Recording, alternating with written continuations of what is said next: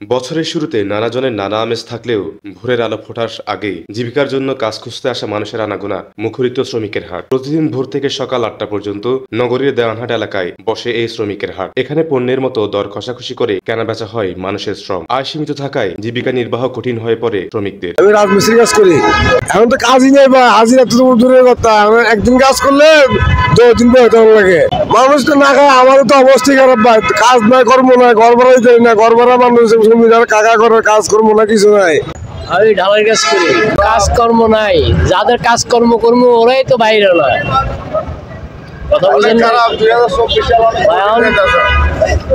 আগে তো মনে করেন এই সরকারি কাজগুলো টেন্ডার হইতো, এখন তো ওগুলো নাই। এই কারণে বাজার ডাউনে আছে আর কি। 23-এ লেবারের পয়সা বাড়ছে। এর আগে তো মনে করেন লেবারের বেতন আছে 400 টাকা, 350 টাকা এরকম। আমারও বাড়ছে না, আগে ছিল 1700 টাকা আর এখন হলো 2600 টাকা। এখন তো কাজই নেই বা হাজিরা তো দূরের কথা। একদিন কাজ করলে 2-3 বেতন লাগে।